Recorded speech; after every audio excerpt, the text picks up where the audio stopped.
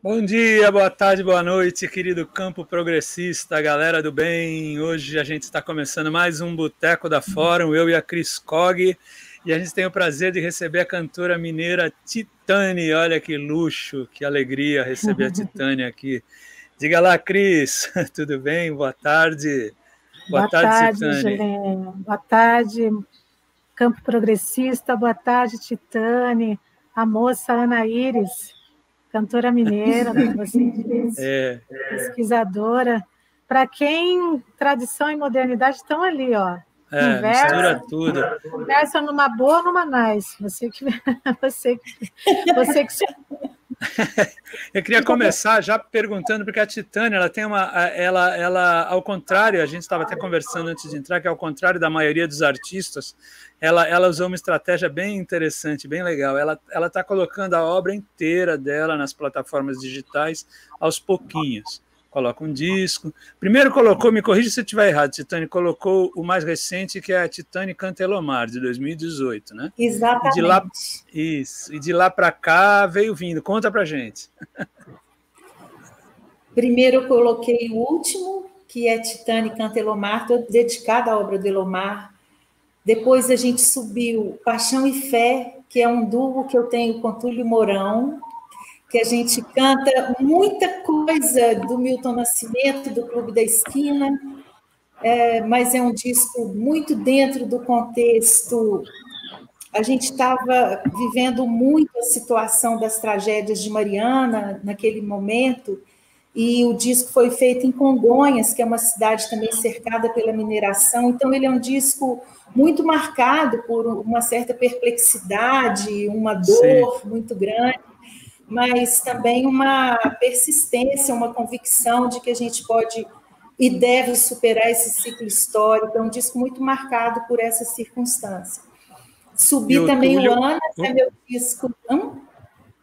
Opa, não, só para completar a informação, o Túlio Mourão, pianista, que a gente fez o Boteco a semana passada com ele, que foi muito lindo também. Olha só, exatamente. Grande músico, muito importante para a música brasileira. Mas pode prosseguir, vai lá. Subimos também o álbum Ana, que é meu único álbum realmente de estúdio, nascido em estúdio, não por acaso ele é todo processado, ele foi meu primeiro contato com o mundo virtual, das cópias, das colas, dos processamentos, daquela coisa que você coloca uma obra na internet, daí a pouco ela já está colada, copiada, misturada, remixada. Então, foi um exercício assim, de entendimento meu e dos músicos dessa nova situação.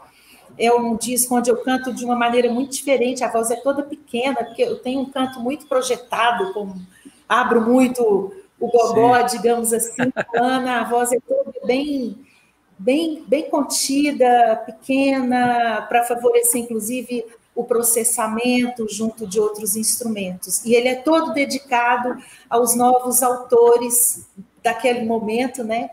Da música mineira, é a geração do Maquelicá, Christoph Silva, Érico Machado, etc. Rafael Christoph Silva é o responsável pelo songbook do Elomar, um dos responsáveis, né? O Christoph Silva é um dos responsáveis, que é também o produtor do disco Titane Canta Elomar junto comigo.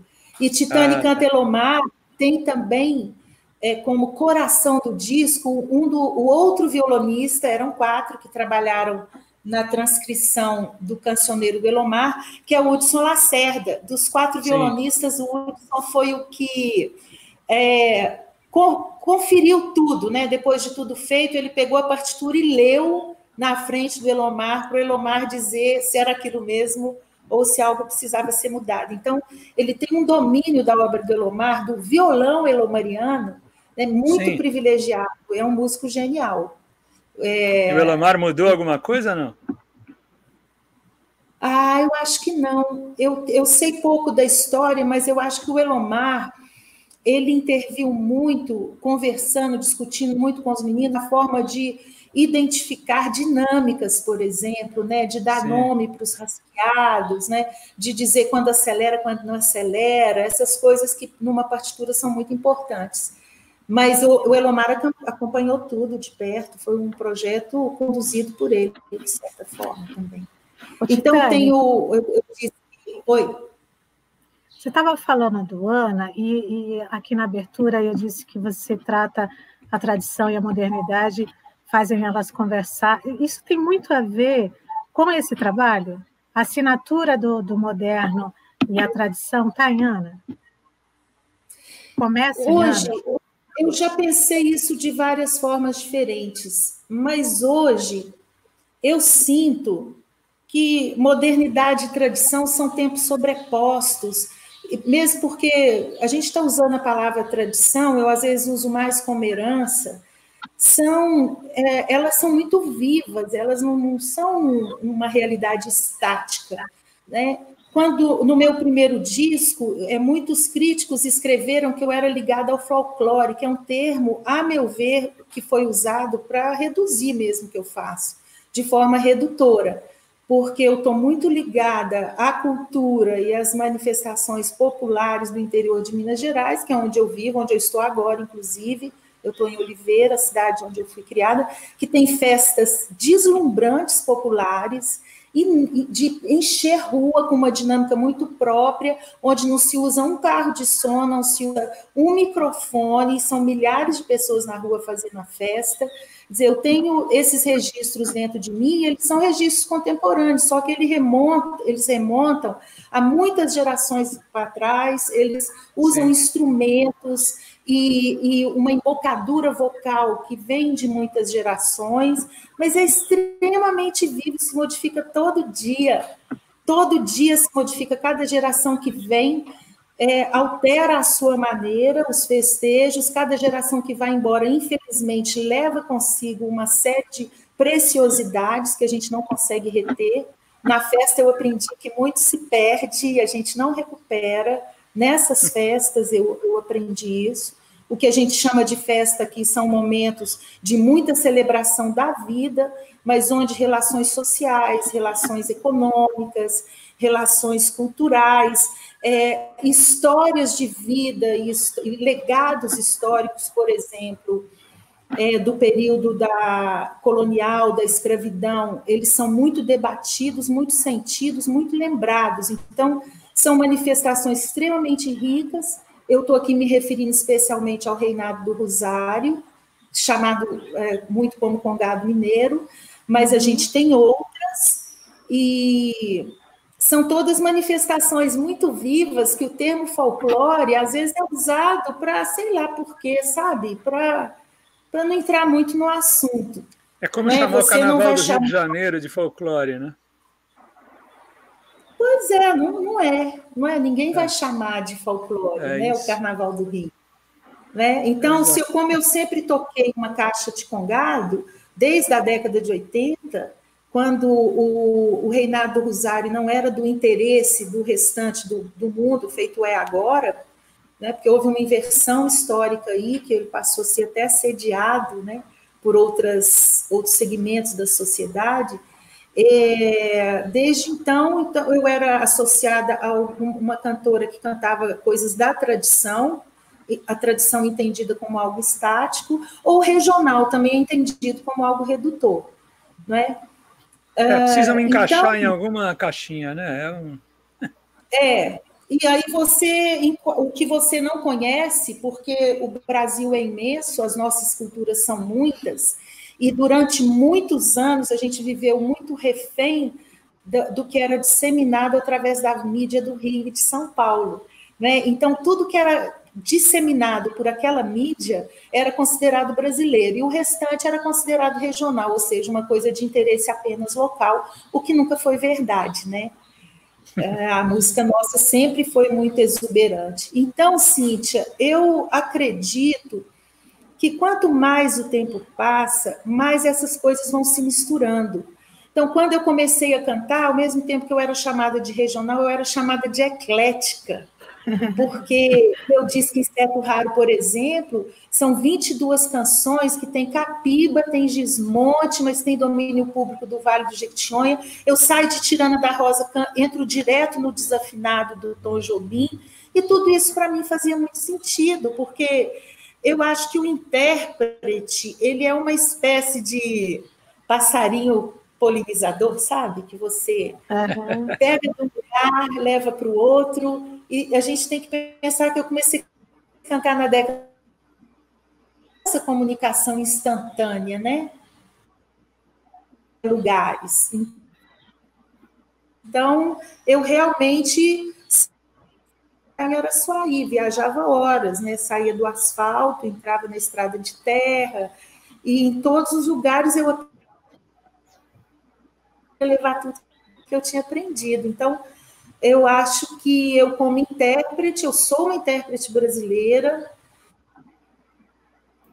foi possível, não é? Eu sou de uma geração que tornou possível a produção independente, minha geração foi a primeira e os seus próprios discos de maneira independente, à revelia, né, das grandes gravadoras. Então, eu desse contexto. Né? Então, eu não me prendi a um segmento de mercado já existente, repertório que já nasceu bastante híbrido. Né? E, então, sim, eu acho que eu tenho estes dois tempos, e acho que o futuro também. E hoje, meu entendimento hoje, que não é o que eu tinha na década de 80, hoje eu tenho, nós são realmente muito misturados, sabe? E eu acho que esse é uma potência humana. Vamos ouvir o Dandara da Rosa, então? Vamos Tirana da Rosa. Tirana da Rosa. Tirana da Rosa. É domínio público? É domínio público. Domínio público que eu aprendi com o povo de Araçuaí, no Vale do Jequitinhonha. Essa cidade que você vive, você falou o nome, qual é mesmo? Oliveira. Na verdade, eu vivo em Lagoa Santa, que é Grande Belo Horizonte. É uma cidade bem antiga, na Grande BH. Mas em função da pandemia, eu vim para a casa da minha mãe cuidar dela em Oliveira. Nesse instante, eu estou em Oliveira. Oliveira, que região é? Próximo de Belo Horizonte. Por outro lado, é próximo de São João del Rei. Sim. É onde eu nasci. Bela cidade. Vamos lá ouvir, então, a Tirana da Rosa. Tirana da Rosa. Minha eterna declaração de amor ao Vale do Jequitinhonha.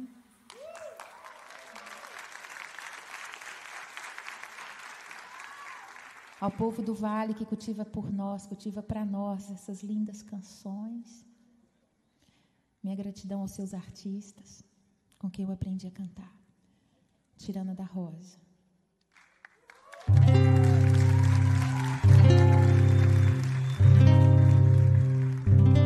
A memória de Ivani Bertola.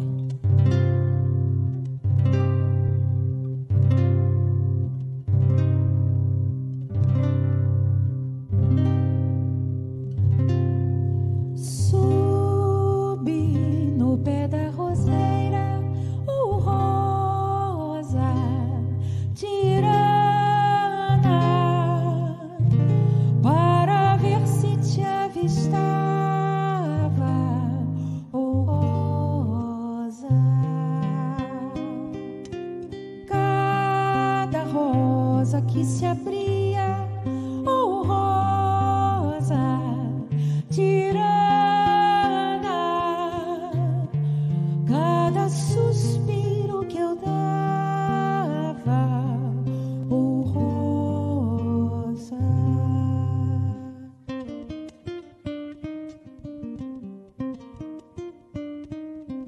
Abalei um pé de rosa, oh rosa, tirana, que nunca foi abalado, oh rosa, rosa. Namorei uma morena, oh rosa, tirana, que nunca foi namorada, oh rosa. A rosa pra ser cheirosa, oh rosa, tirana, é de ser de Alexandria, oh rosa.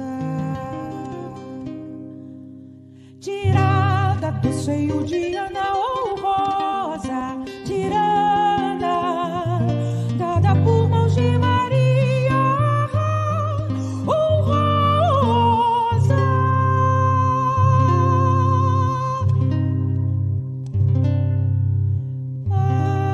Adeus, carinha de rosa ou rosa,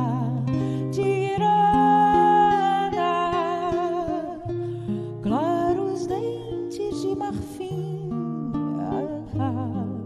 ou rosa.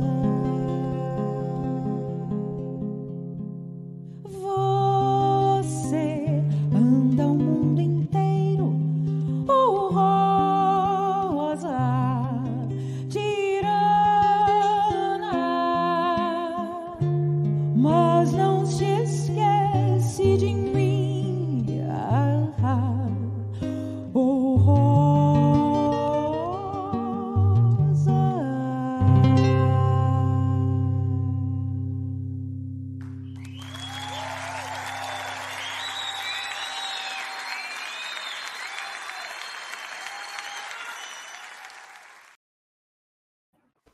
Muito lindo, né? É lindo, Muito é lindo. lindo. Esse timbre da Titânia, esse jeito dela cantar, às vezes você não sabe se é ela, se é um instrumento.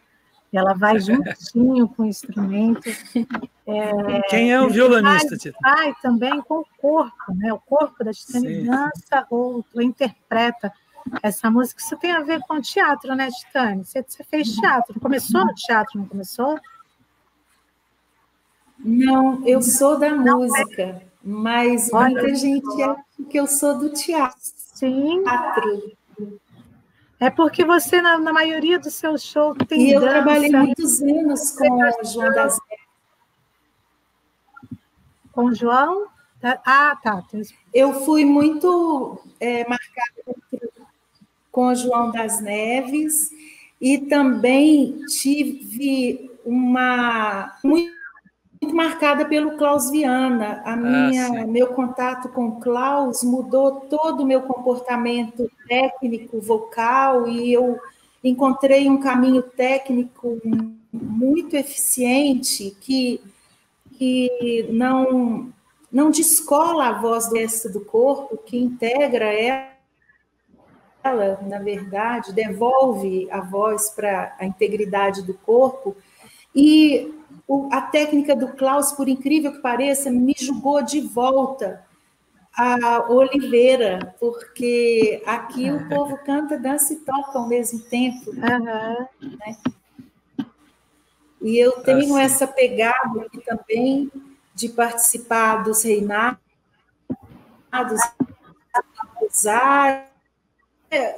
promover o encontro dessas várias pessoas e experiências que eu tinha.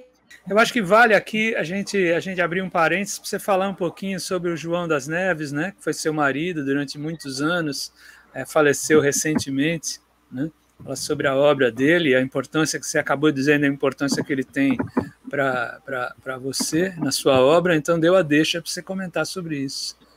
Que faleceu agora há pouco tempo, ele é um grande nome aí do teatro brasileiro, um grande artista também, e eu vou aproveitar a deixa que você disse que ele te influenciou muito no seu trabalho, eu quero que você fale um pouco dele, então. Né?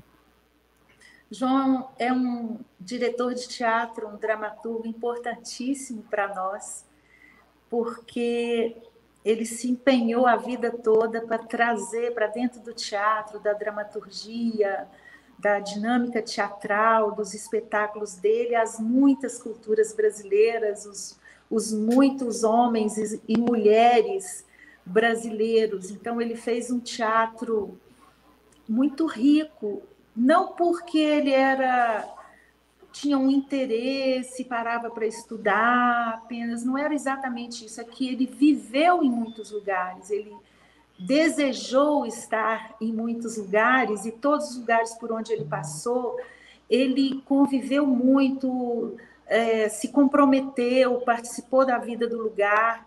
Eu presenciei, testemunhei a chegada dele aqui em Minas, dentro das Irmandades do Rosário, do Congado Mineiro.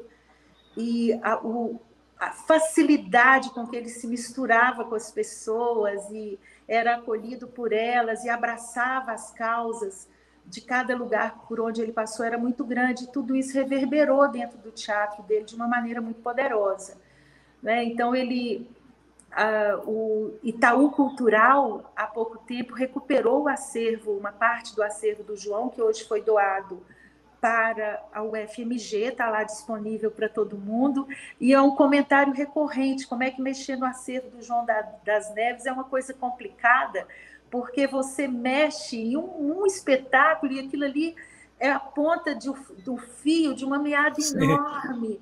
Então, você vai tratar da questão indígena, do universo indígena dentro da cultura brasileira, porque ele ficou muito tempo no Acre, em Rio Branco, a Maria João, filha mais velha dele, é acriana, ele ficou lá com os Kaxinawá, ele passou... O Rio de Janeiro, eu não preciso dizer, que é o mundo de origem dele. Ele é um artista carioca que viveu no Rio até os 40 anos. Foi lá que ele fez O Último Carro, já levando o mundo da periferia do Rio de Janeiro, né, para dentro do teatro, abrindo mão dos personagens individuais e centrais para colocar em cena uma grande comunidade como a grande protagonista, né, de uma saga épica.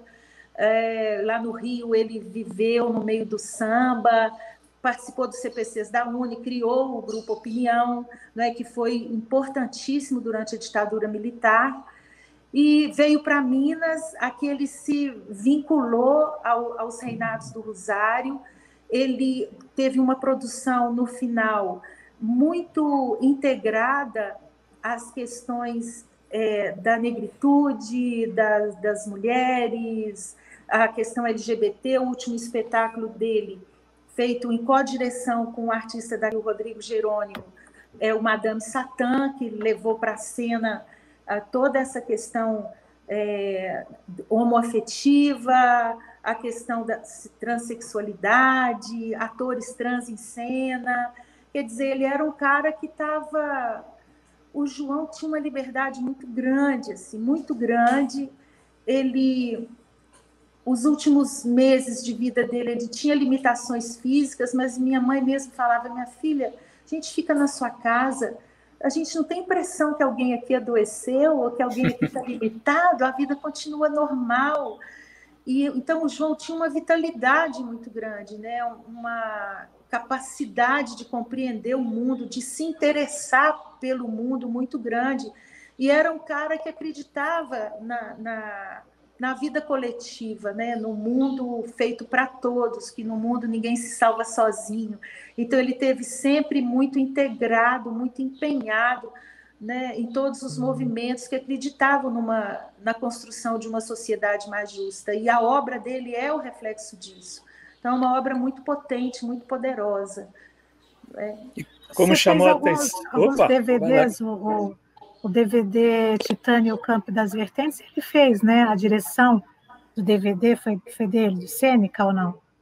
Sim, foi de outro trabalho. Tudo aquilo visual, então, que você vê, toda a concepção, inclusive visual, cenográfica, de cores, porque o João tem espetáculos muito variados. Às vezes você vê espetáculos dele que são só folhas no chão, não é? E o que ele fez, por exemplo, com o Grupo Poronga do Acre, todo dentro do mato, né? Com folhas e madeiras e cavacos e restos de madeira.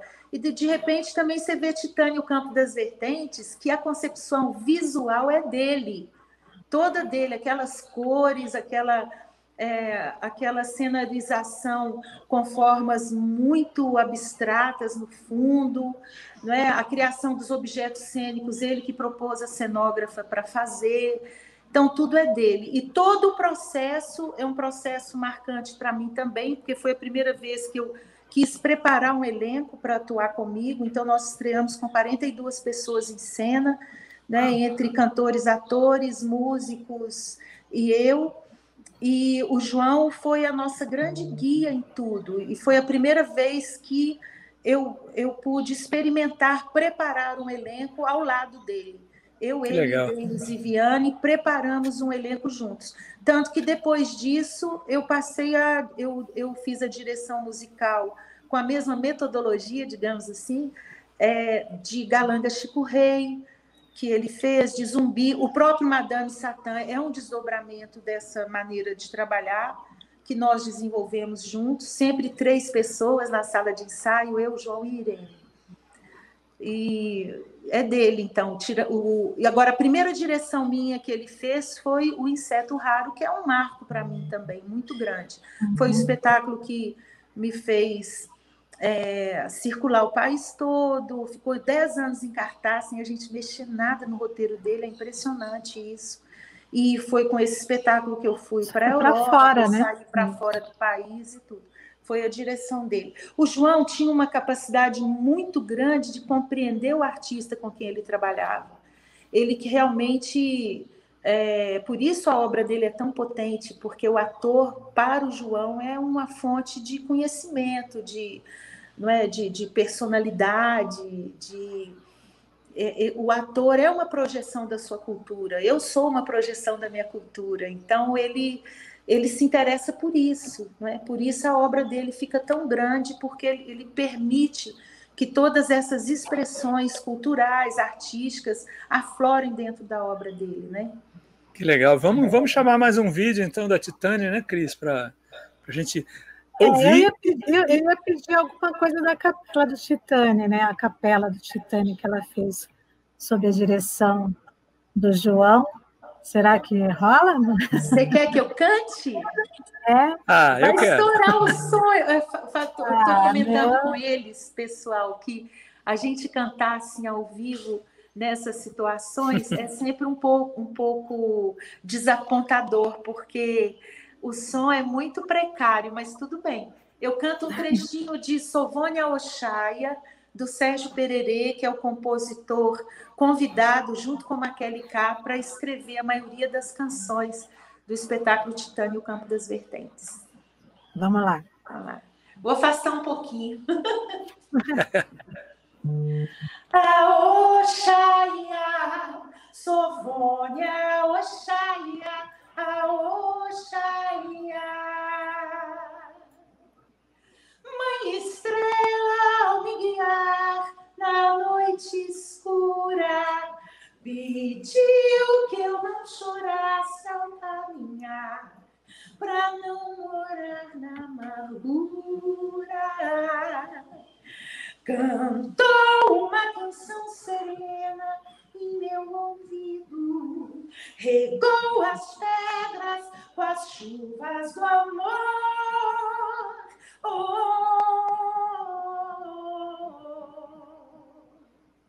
Me fez esperar para ver nascerem seus anjos e flores, me fez sentir que todos são estrelas quando ouvem a canção. A Oxaia, Sovônia Oxaia, a Oxaia.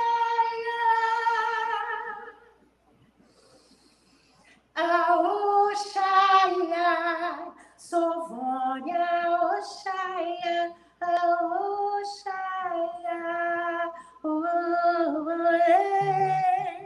a Oxaia, Sovônia Oxaia, a Oxaia.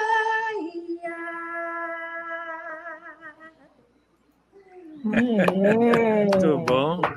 O quê? Muito bom. Você sabe que eu estava vendo que vocês foram com esse trabalho também para a Europa, como você falou aqui, e eu vi que tem Alemanha, tem Itália, mas vocês foram para a Lituânia, isso me chamou a atenção, porque eu nunca tinha visto ninguém que fosse cantar na Lituânia. Como é que vocês foram parar na Lituânia e por qual razão? A gente deve essa ida à Lituânia ao João Silvério Trevisan, o escritor paulista, muito querido. O João foi me ver cantar e ele ficou doido com Tirana da Rosa. Ele adora Tirana da Rosa. Então, naquela ocasião, junto com os alemães, ele estava promovendo uma ida de brasileiros à Lituânia, junto com o Instituto Thomas Mann, porque Thomas Mann, a mãe dele, era brasileira, de Paraty. Não sei se vocês sabem disso. Coisa de alemão, né? E, assim, essas misturas. Então, o Trevisan era foi responsável por nos indicar para participar dessa ida à Lituânia. Por que Lituânia? Porque Thomas Mann ficou lá um período grande, viveu na Lituânia um tempo. Então, eles promoveram esse encontro de lituanos e brasileiros. A gente foi, e eu já tinha umas outras viagens pendentes, e a gente conseguiu concatenar tudo. Então, eu fiz essa primeira ida à Europa, foi Lituânia, Itália. E foi legal lá na Lituânia? Gente, eles cantaram tudo que eu fazia cantar. Tudo, as vozes deslumbrantes. Eu não lembro mais quantos shows, mas eu acho que foram 5. E eu cantava, e só numa cidade tinha tradutor, direto do português para o lituano, mas em geral eu falava no palco, aí uma senhora traduzia do português para o alemão e uma outra moça do alemão para o lituano. Era assim. E complicado. O muro tinha acabado de cair, era muito recente a queda do muro de Berlim, então a gente ficou muito impressionado com... A gente achava que a juventude estava muito iludida com o mundo do capitalismo. Ninguém falava inglês, mas todo mundo querendo aprender. Estava um momento assim de um certo deslumbre, pelo menos no meio da juventude. Mas eles têm uma cultura musical deslumbrante. Assim, as orquestras que a gente viu tocando na Lituânia, realmente eu entendi melhor o que era um naipe de violinos quando eu pude ver as pessoas ali nas pequenas cidades tocando. Era maravilhoso. E tiveram uma empatia muito grande com a nossa música, tanto na Lituânia quanto na Alemanha. Eu fui a primeira vez com a banda, eram 5 músicos, nós fizemos todos esses shows com a banda, depois eu voltei com formação menor, porque ao invés deles me programarem nos festivais de verão, onde os músicos brasileiros são muito convocados para fazer os grandes shows, as festas de rua e tal, eles me colocaram dentro de teatro. Eu nunca falei tanto de Minas Gerais, porque eles não entendiam que música eu fazia. Aí eu tinha que falar de Milton Nascimento, aí eles localizavam, Toninho Horta, quando eu falava Toninho Horta, localizavam, porque eles diziam que reconheciam em nós a inventividade, a espontaneidade, né, a alegria da música brasileira, mas aquilo não era nem carnaval, nem bossa nova, o que era aquilo? Não é? Eu falei, vocês não sabem de nada. Mas, Titânia, vocês não sabem com quem vocês estão mexendo, com quem vocês falam de Brasil. Vamos lá. Falar em inventividade da música brasileira, assim, a gente vamos dar um salto agora para o seu álbum mais recente, né? Que a gente tem algumas coisas aí para mostrar, que é o Titânia Canta Elomar, e não dá para falar em inventividade sem lembrar de Elomar, inclusive até porque a obra dele é uma obra única, né? O que te levou a fazer esse álbum com Elomar e o trabalho que deu isso, né? Porque é uma obra muito complicada, ela beira ali a música erudita, né? É uma música que ela é feita toda, violão, voz, tal, tudo vem junto, né? Não é uma canção popular, assim, que cada um canta do jeito que quer, né? Olha, pois eu vou te falar, eu ouvi Elomar nos botecos do Vale do Jequitinhonha. Foi lá onde eu mais ouvi Elomar. Então, assim, talvez ele inclusive gosta de se entender como um compositor erudito, mas a minha opinião pessoal, modesta, né, diante dele, é que pensar o Elomar assim reduz a importância dele. Né? Talvez a gente pense nele enquanto música erudita porque a carga ibérica na obra dele é muito grande. Né? E a cultura ibérica, para nós, é considerada erudita. Mas ele é um autor de muita comunicação popular, senão ele não era tão cantado no Jequitinhonha, gente.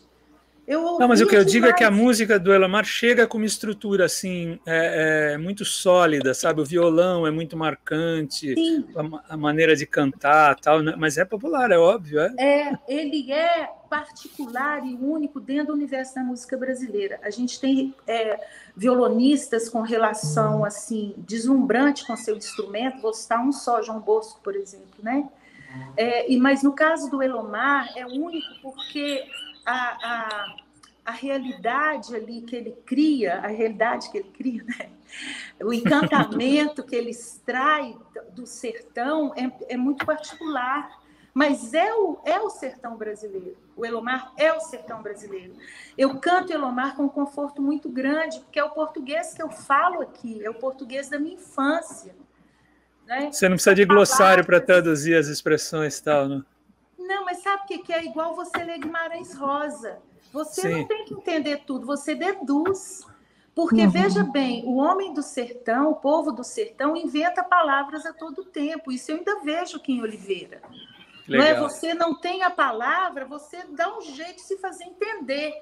Agora, isso está mudando muito porque o ambiente onde a gente vive muda, né? A natureza muda, os objetos diários que você lida, a colher, o homem do sertão, tudo que estava em volta dele, ele compreendia, ele era extremamente culto nesse sentido, né? Ele conhecia todos os fenômenos da natureza. Se ele tinha uma porta, uma porteira, ele sabia fazer, né? Se ele usava um artefato, ele sabia fabricar, ele dominava toda a produção agrícola e animal, né, que tinha ao seu redor. Os homens do sertão, eu convivi com homens desse aqui, os nossos grandes capitães de Congado, que eu cheguei a conviver com vários deles, que foram educados por escravos e ex-escravos.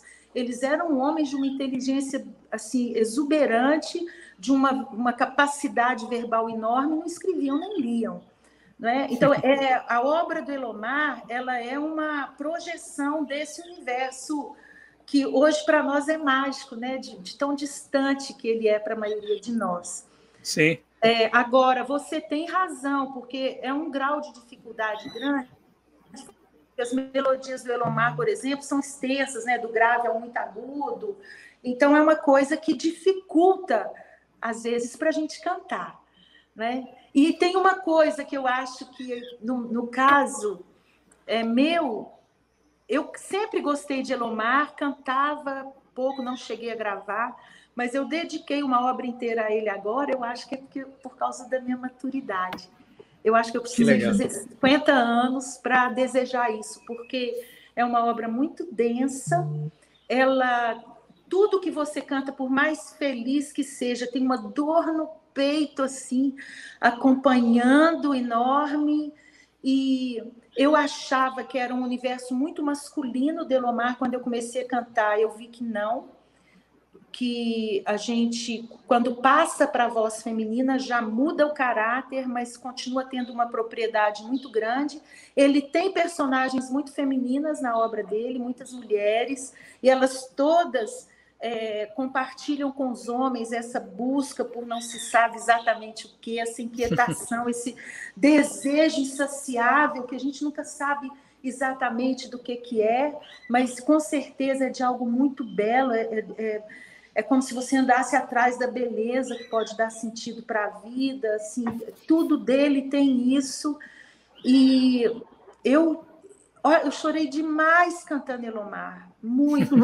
Eu precisei chorar bastante. Há muitos anos que eu não chorava para me apropriar de um repertório. E a gente chora ouvindo você cantar agora. E com o Elomar eu voltei a chorar, assim, para eu poder ir me apropriando. Eu chorei bastante. Depois é que a coisa foi serenando, digamos assim. Vamos ouvir então a Titânia cantando o clássico do Elomar, Arrumação, né? Que é uma das mais conhecidas, uma linda canção, faz parte ela faz parte de algum não faz, né? Do Alto da Catingueira, não. Arrumação, é Arrumação que a gente vai rodar? Isso. Desse trabalho tem Clareou, né? Desse trabalho, não é? As duas só fazem parte do disco, né? Sim. Na Estrada das Areias de Ouro. Arrumação, eu não gravei no disco, eu só fiz os shows. Fez clareou nesse disco. Essa gravação do show, ela é muito bonita. Que espetáculo é esse? Onde é a estreia. É a estreia no Palácio das Artes, em Belo Horizonte. Então, vamos lá. Vamos ouvir, e depois a gente ouve o Clareou, e as pessoas procuram seu disco também lá nas plataformas digitais, está lá, para quem quiser ouvir, é muito lindo. Vamos lá, Titânico, Arrumação.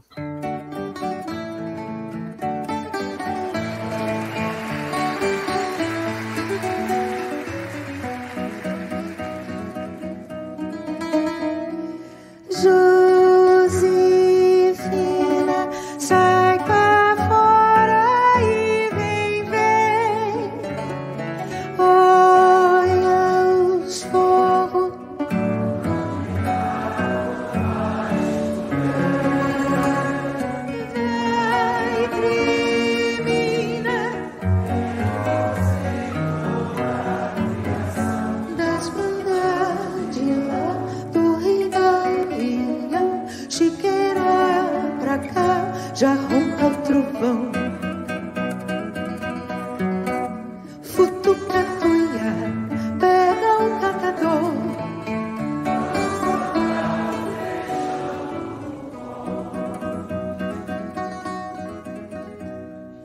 Mãe prudência, ainda não colheu, ai,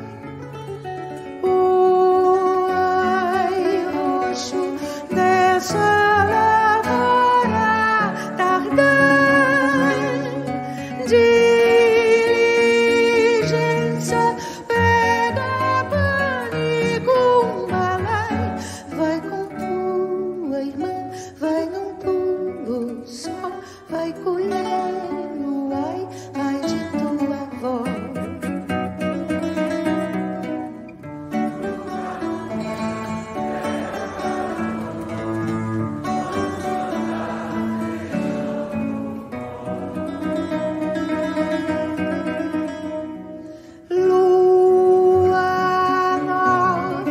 Sussurana vai passar, seda branca,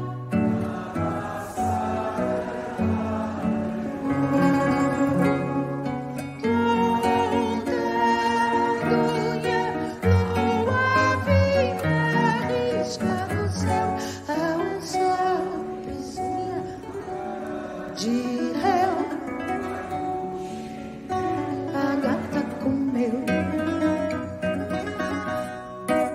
Foi um trovejo, quase a caia sol. Foi tanto sangue de dar dor. O cigano já subir o Beira-Rio, é só dano todo ano, nunca vi. A ciência já não aguento a perseguição, já sou um caco véi nesse meu sertão, tudo que juntei.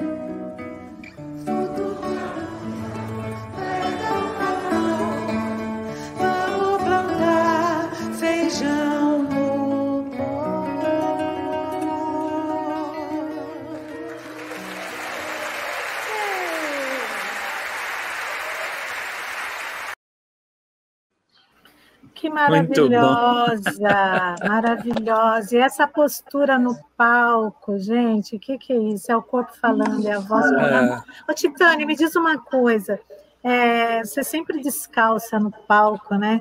Tá com saudade, hein, de pisar no palco de novo? Como é que você está vivendo esse tempo? O que você está fazendo, além de disponibilizar teu trabalho na internet, mas já está pensando em voltar? Não dá para voltar ainda, né, Titânia? Como é que está a vida, pandemia? Olha, faz muita falta. A gente tem comentado entre nós que cantar em lives, fora o problema da qualidade de som, que é muito ruim realmente, a falta que faz as pessoas na nossa frente. Realmente, a nossa performance é outra. Quando a gente canta para quem está perto de nós, é uma troca real. Acho que hoje a gente tem a dimensão disso, que a gente não tinha antes, da presença das pessoas diante de nós, para a gente cantar para elas, o quanto é diferente de ser mediado. Sim. A gente sai esgotado de uma live, de um show, você sai pronto para outro. Mas eu tenho tido experiências muito, muito boas, porque o mundo está mudando mesmo, nós vamos ser, agora, tudo nosso vai passar muito por essa realidade virtual. Então, eu tenho experimentado, inclusive, dar aulas, gente, coisa que eu não fazia. Mas é que depois que eu comecei a preparar elencos, essa demanda foi aumentando. Eu participei agora, essa semana, do encontro do grupo de dança Primeiro Ato aqui de Belo Horizonte, que eu dei uma aula, dei outra aula para o encontro de estudos da canção e encontro de estudos do canto da canção brasileira, do grupo Vox Mundi, aí de São Paulo, da Unicamp.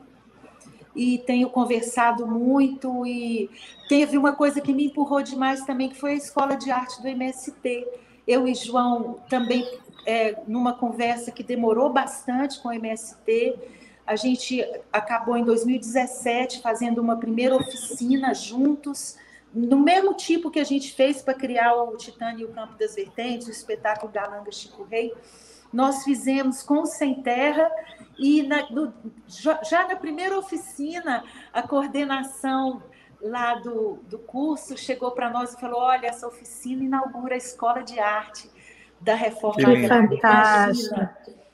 Então, a convivência dentro do MST, pensando essa escola, pensando o que seria uma arte feita dentro de uma cultura de luta, isso tudo me estimulou muito. Aliás, foi uma coisa muito importante no final da vida do João.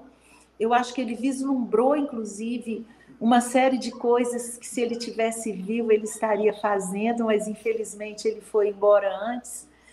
Já fez demais também, né?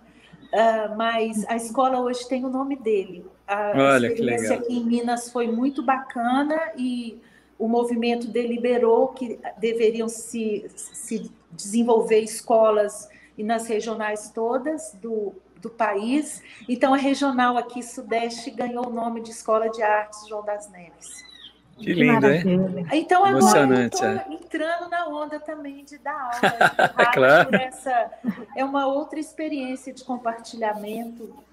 Então, olha, quem quiser aula com a Titânia, como é que faz? Fica de olho no meu Instagram, que daqui a pouco vai aparecer lá. Tá aí a dica, hein? E a gente tem... o tempo está correndo aqui, a gente está com outro vídeo desse mesmo espetáculo, né? Que é o... Vamos mostrar, Titânia? Que é o Clareou. Essa você gravou no disco, né, Clareou? Essa está no disco. A formação que vocês vão ver aí no vídeo é exatamente a do disco. Hudson Lacerda, que eu já disse que é o grande violonista nosso e que domina muito o violão elomariano, André Siqueira, a Luísio Horta no contrabaixo, e o grande convidado, Toninho Ferragutti. Toninho Ferragutti no acordeon, né? Vamos lá, vamos ouvir então Clareou de Elomar com a Titânia, vamos lá.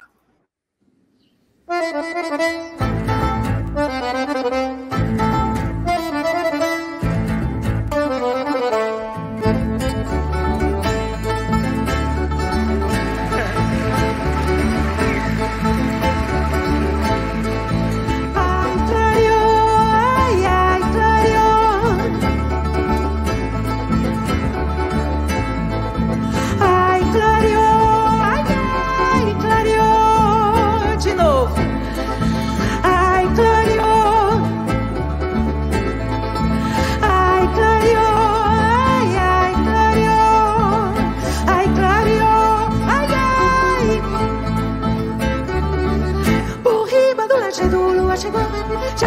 cabeceira, são espião. Manhã cedo a lua já entrou, eu vou passar a noite inteira cantando clareão. E eu que vim só pra ver meu amor. Sei que vou ficar só, pois ela não chegou. Ai, clareou, ai, ai, clareou. Ai, clareou, ai, ai, clareou. Ai, clareou, ai, ai, clareou. As baronesas já abriu as flores, métricas, marquesas, figuras sentou. A frente pode abriu as e cantou. Nas baixas das veredas, seu canto raiou. E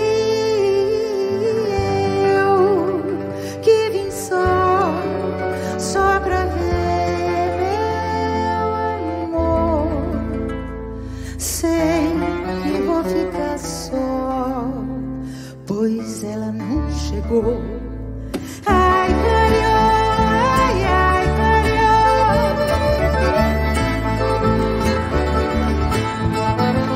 Ai, clareou, ai, ai, clareou. De novo. Ai, clareou. Ai, clareou. Ai, clareou. Ai, ai,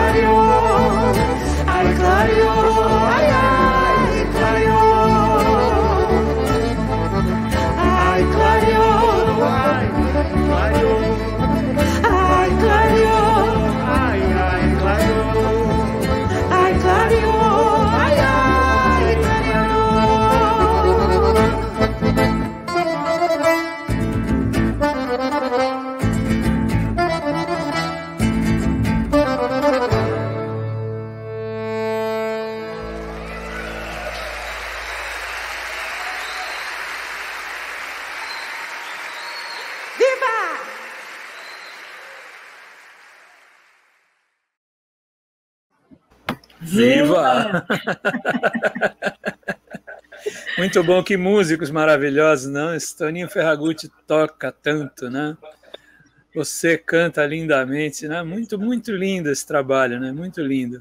E você foi para o palco, como você falou antes da gente rodar o vídeo, você foi para o palco com a coisa que é rara, né? Com a banda que você gravou o disco, né? Eu fiz vários shows com a banda e fiz 2 com... Na verdade, no interior de Minas, eu circulei só com 2 músicos, porque os teatros também eram bem pequenininhos. Mas quando eu vou para as capitais, aí é todo mundo. E todo teatro que você passa... Eu quero refazer o convite para as pessoas assistirem. Aliás, eu faço convite assim, geral para que vocês realmente Agora acessem o YouTube, se inscrevam nas páginas de todos nós, porque da agora para frente a gente vai alimentar as páginas, os canais, deixar tudo lá, porque vai ser nossa grande forma de viver e continuar nosso ofício agora, vai sendo alimentando nossos canais. E eu tenho uma produção que de... Ano que vem eu faço 40 anos do meu primeiro show solo, nem vou contar da época que eu era do grupo Mambembe, quer dizer, tem uma produção muito grande, muito variada, assim. Não parece, viu? A gente olhando assim... Hã? A gente olhando assim não imagina, mas... Quantos álbuns você fez, Titânia? Álbum solo? Eu sempre tenho que contar. 7. 7. Assim, tantos anos de carreira, até que não foram tantos álbuns, né? Não, eles são afastados. Eu tenho um deles aqui em LP ainda, olha só. Olha só, esse é o único disco meu que é resultado de contrato com gravadora. Os outros todos são produção independente, no máximo distribuído por algum selo. Esse Estúdio aí Eldorado, né? É o único que eu não assino a produção. Essa produção é do Zusa Homem de Melo. E tem um texto lindo sobre você aqui que ele escreve na capa do disco. Muito lindo mesmo. Esse aqui me acompanha desde que saiu, assim como vários outros, mas esse... Bom, e para acompanhar o trabalho da Titânia nas redes, ela tem um canal no YouTube, né, Titânia? Sim. E eu estava olhando também o seu site, está bem legal, tem bastante coisa disponibilizada no site oficial da Titânia. O site vai ser todo reformulado ano que vem, a partir de janeiro. Tá vendo? A moça brincando com a internet também. Agora é inevitável. Mas tem seu lado bom também, né? Você atinge tanta gente que teria que circular o país inteiro 5 vezes para chegar no número de gente, de internautas, né? Claro que falta o calor, aquela coisa que a gente viu no vídeo lá de a experiência do espetáculo não tem nada a ver com a experiência de você estar sentado olhando, né? Um vídeo. Não. Mas eu, por exemplo, eu nunca fui executada em rádio, né? Significativamente. As rádios que sempre me tocaram são exceções. E, então, às vezes eu cantava num lugar e voltava lá 5 anos depois, 6, as pessoas me perdiam de vista. E hoje isso não acontece mais. Hoje você consegue saber exatamente o que cada um de nós está fazendo, internet, entrando nas nossas páginas. No meu caso, o Instagram, eu estou lá todo dia, o meu contato pessoal mesmo, né? Então, responde perguntas, tal, né? É muito legal. No Instagram, sim. As outras redes, o Face já é mais ele replica o Instagram, mas, enfim, eu gosto de fazer isso. Titânia, tem esse lado bastante positivo, né, das redes, e que foi aflorado um pouco por causa do momento que a gente está vivendo, da pandemia. Quer dizer, os artistas tiveram que sacudir a poeira mesmo para dar a volta por cima. Mas essa coisa de não tocar nas rádios te angustiou durante um tempo? Demais. Muito. Porque como é que o artista trabalha com esse nível de qualidade e não consegue a música no rádio, né? Quer dizer, como é que fica esse coraçãozinho aí? É uma certa decepção. Não, e sabe, são 2 questões. Primeiro, é o nosso ganha-pão, né? Então, você está sempre no vermelho, você vive, mas você é sempre o grande investidor da sua própria carreira, né? Então, isso traz um cotidiano, assim, um dia a dia difícil de administrar.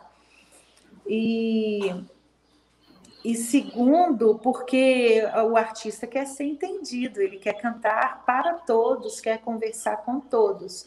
Então, isso é uma limitação muito grande, me angustiou muito tempo, até que eu entendi que eram as circunstâncias da minha época, da minha cultura e das minhas escolhas, não é? Porque eu posso escolher outras coisas, né? Talvez se eu tivesse escolhido outro caminho estético, ético, musical, não seria assim. Mas, por outro lado, eu desde cedo entendi qual que é a do artista, sabe? Eu sou uma artista de verdade, eu não sou artista por diletantismo, eu me sinto, inclusive, uma projeção da minha cultura. Eu não estou aqui porque sou só eu não falo apenas por mim. E eu, graças a Deus, encontrei grandes artistas e pude entender vários deles. Por exemplo, o Luiz Tati, eu conversava com o Luiz Tati sobre isso, ele falava, olha, a gente tem que entender em que circunstância a gente está, né? Em que conjuntura, em que momento, porque senão você começa a achar que o problema é você, e não é. Né? O Marco Antônio Guimarães, aqui do Acti, também tinha algumas observações que me marcavam muito. Agora, indo à Europa, eu entendi que o problema aqui é mais grave, porque selos e gravadoras que investiam lá num catálogo muito mais diverso, muito mais variado, chegava aqui e investia num segmento comercial só. Não Sim, é? E de alguma maneira é assim até hoje, né? Eu recebi hoje a lista dos mais tocados no Spotify do ano. É uma coisa muito curiosa. Você quer ver os 10 artistas mais ouvidos no Brasil? Marília Mendonça, Henrique Juliano, Gustavo Lima, Zé Neto e Cristiano, Jorge Mateus, Os Barões da Pisadinha, Anitas, Mateus e Cauã, Alok, Maiara e Maraísa. Olha, é um nicho só que toca. Não é que continua a mesma coisa. Aí você tocou num ponto que eu acho que piorou. Nós somos cada vez mais reféns de estruturas de comunicação sobre as quais a gente não tem o menor domínio. Exatamente. Eu estou tentando entender a distribuição no Spotify, a distribuição no YouTube, a questão dos direitos autorais, a questão dos direitos conexos, a questão da monetarização, e eu não consigo entender. E olha verdade, que eu já procurei advogados, eu já procurei produtores mais experientes, e o que se sabe hoje, amanhã não é mais verdade, já mudou. Então, o nível em que as coisas se centralizaram, a gente jamais imaginou que seria nesse nível. Então, isso é uma questão muito séria para todos nós, porque nós estamos na mão, nesse sentido, de quem está dominando a informação no mundo. Isso não é um problema só para a música, não. Isso é um problema para a informação em geral. Sim, os enlatados, de uma maneira geral. E não há um apoio, eu digo, no sentido de acolhimento mesmo dos governos, né, das secretarias de cultura, do Ministério da Cultura, no sentido de preservar, de alguma forma, orientar a classe artística para que ela possa defender os seus direitos, os seus direitos autorais. E eles também não sabem. E mesmo os governos mais democráticos, eles não souberam lidar com isso. Não, os nossos governos mais democráticos, eles foram também tristes nesse sentido, porque eles deram a mão às grandes televisões nossas, por exemplo. A gente tinha que ter tido uma reforma, né, que fosse para cima do monopólio da informação, do monopólio da TV, né, do monopólio que a Globo teve durante muito tempo, né? E a gente não mexeu nisso, os governos democráticos. Eu acho até que se deslumbraram um pouco por estar na tela da Globo. Eu chego a pensar essa é uma discussão para mais de metro. É triste falar isso, mas é a grande verdade. Né? Mas é um pouco, sim, tem isso, sim. Então, agora, a gente tem essa tarefa aí, que eu não sei como vai se resolver. Titânia, a gente infelizmente está chegando no finzinho. E eu queria pedir, eu e a Cris, né? A gente queria pedir, foi tão bonito, faz outra capela para nós aí, para a gente ir acabando o programa. Foi tão lindo, né, Cris? Foi sim. Porque eu estava olhando aqui o que a gente separou também nos vídeos dela, e fica a dúvida com ela, né? Se é capela, se é o vídeo, porque, olha, tem aqui Templo Cutundá. Vamos deixar ela escolher. Um vídeo? Qual o templo, então, do Chico César? Templo tá linda. Põe Templo. Aí fica como meu beijo de amor para todos vocês, em especial os do campo progressista, que eu espero que a gente fique cada vez assim, sejamos mais numerosos. que o campo progressista fertilize, né? Exatamente. Mas calma que a gente já volta para dar tchau, Titânia. Espera aí. Tá bom. Vamos ouvir o tempo do Chico César com a Titânia. Olha lá.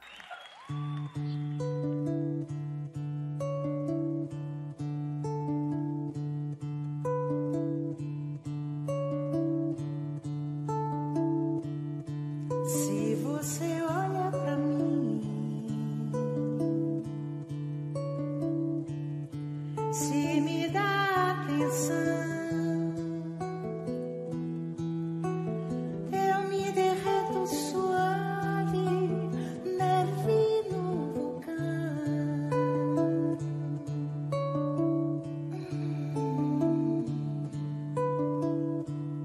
Se você toca em mim,